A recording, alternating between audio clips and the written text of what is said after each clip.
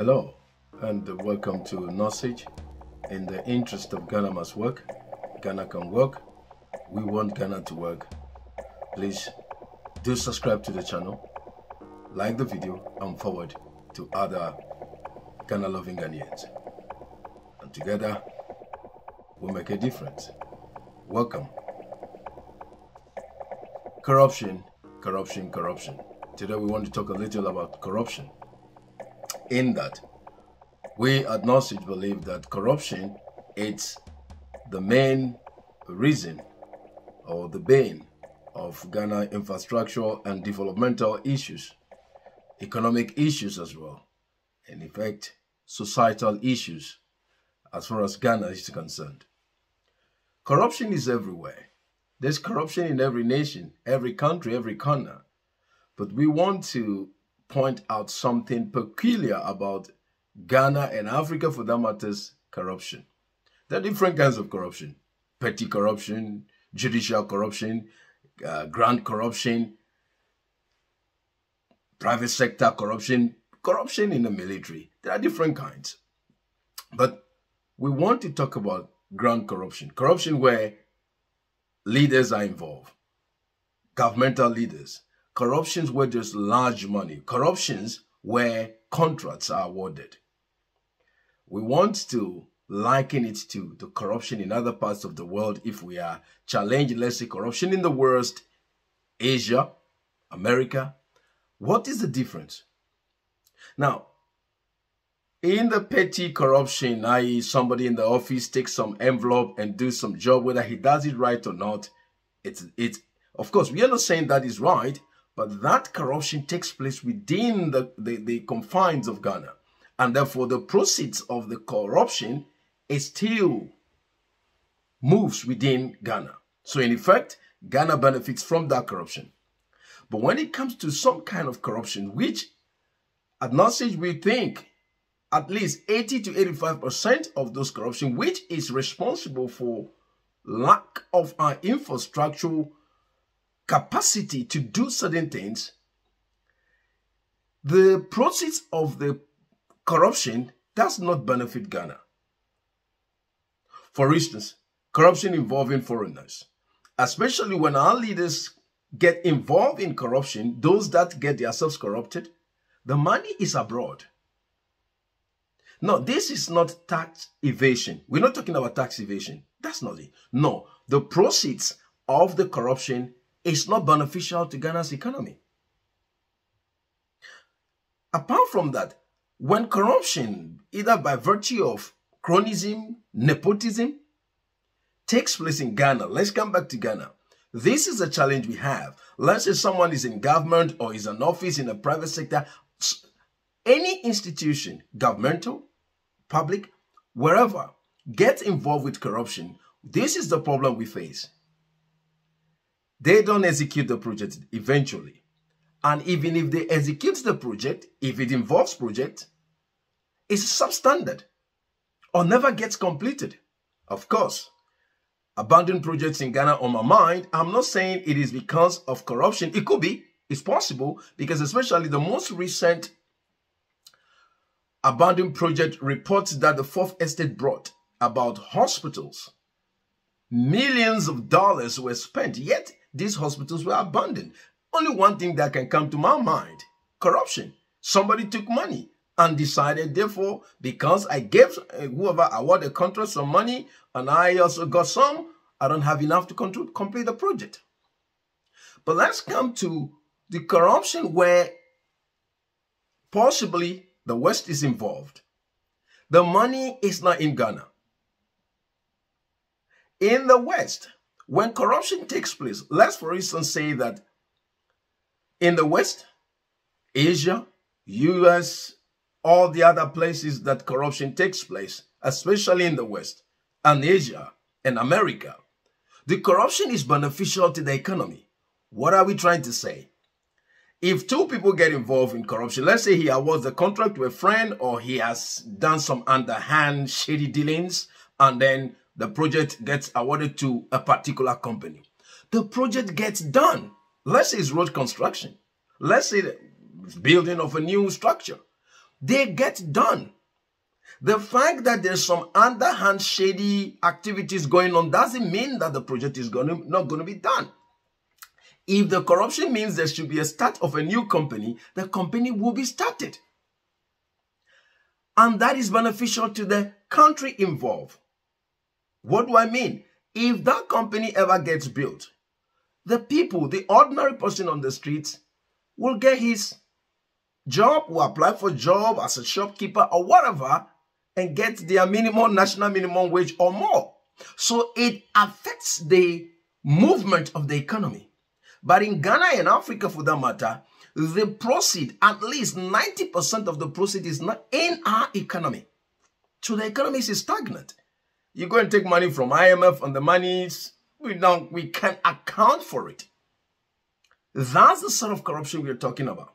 Corruption where our economy, we are not saying that it is okay to get corrupt, but as corruption has become a norm in society from all around the world, not only Ghana, then it is okay. Then it should benefit our economy eventually. It should, but it doesn't.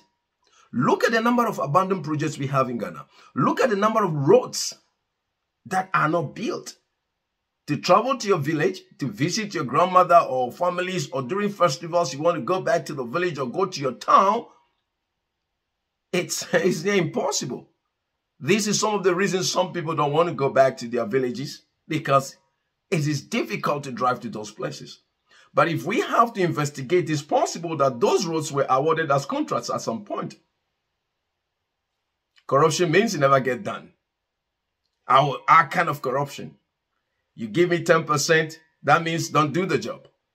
In other parts of the world, I give you 10%, that means I'm doing you a favor. You have to do the job, and the jobs get done. So you can see, and that brings to mind just to tell you or to highlight, when we say that corruption involving Ghana and Africa, for that matter, especially in the sale of our natural resources, the reason that our structures are that way, our roads, institutions that ought to be built as a necessity are not built. Most recently, there is a report of $100 million of oil proceeds of Ghana being transferred to an account. If that is true, you can see what message we are saying, that corruption involving, which is grand corruption, corruption involving a transaction between Ghana and the West, the money never arrives. And when you search, you will realize that some African leaders that passed away, their countries are even demanding that those monies be returned. So you can see where the corruption, the proceeds of grand corruptions of Africa, Ghana, is sitting. It's sitting in the West. It benefits their economy. But when they participate in some sort of corruption by cronyism, nepotism, whatever, the job gets done.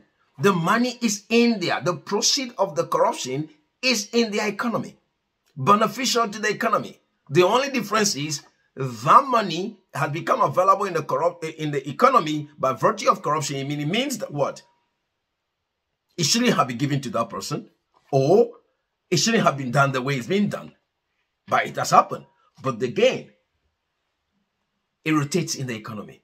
Ours never arrives. So now, 100 million of oil proceeds, something that our finance minister is being questioned for, and there's some sort of interesting explanations being given. Just to say, so we understand when Nassid is saying that at least 85% of corrupt proceeds, it's not beneficial to our economy. Sometimes doesn't even see our economy. And that is the reason for infrastructural developmental deficit and almost all the societal issues we have: education, medical. The list continues. What are we going to do about it? And before we go, that brings to mind something Professor Kwesi Enim said a couple of months ago on Joy News File or Joy Online. He said what? Corruption is the glue that binds this country together. He's referring to Ghana. Corruption is the glue that binds a country together. Some statistics was given. I'm not going to go into it. You go on to Joy Online, you will find it there. But he said something, and I want to read it verbatim. And I think, I quote, this is Professor Enim said to be saying this. And I think the critical aspect is that this is a problem. We've quantified it, and we have brought it, and we've brought it down to developmental terms. How many schools, roads, clinics can be built with this money? Good question. And to add to it, and most especially in instances where grand corruptions that involve our governmental officials means that the money never sees our economy. You think on that. There's corruption everywhere. But in some parts of the world, corruption benefits the economy. In Ghana and Africa, corruption means that our economy, our society will suffer, are suffering, and what are we going to do about it? So, Professor Nim continued. Also, the fact that this cuts across different shades of individuals and institutions. So, yes, corruption creates insecurity and creates a sense of social injustice.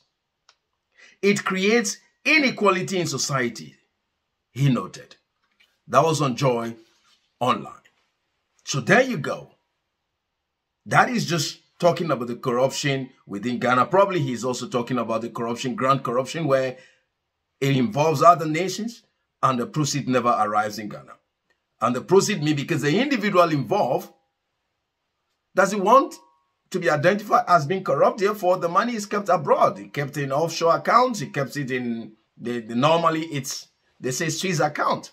That's what is the rumors where they keep the monies.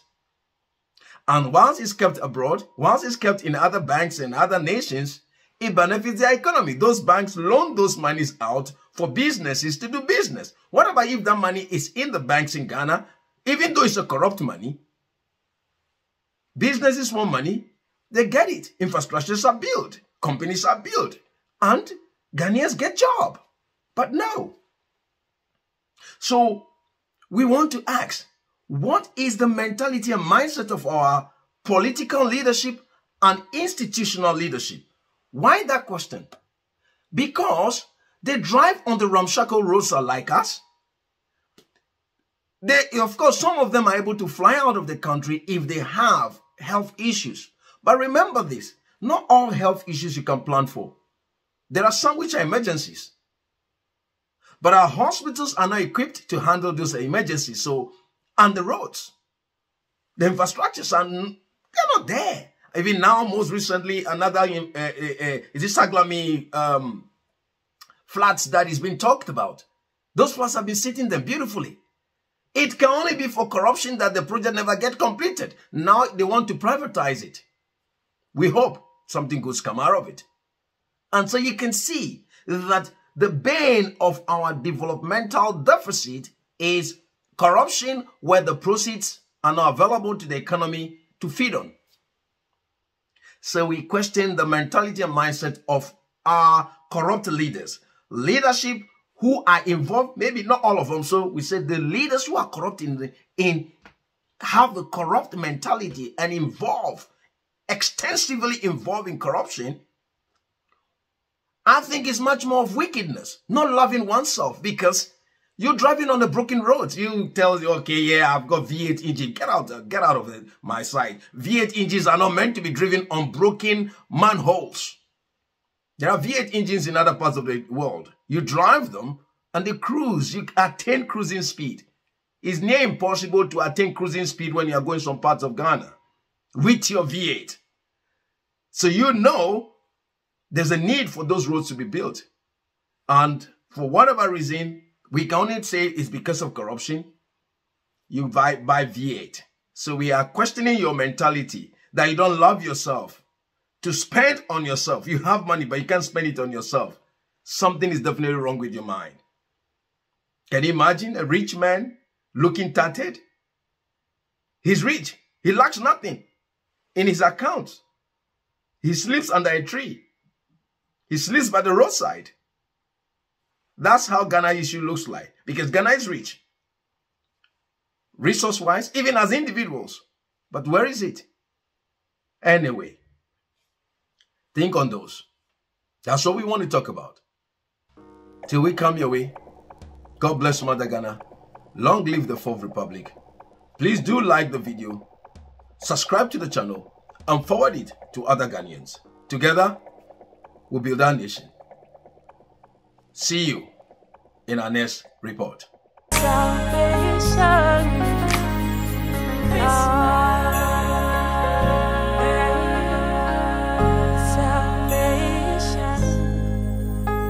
is come. Merry Christmas, y'all.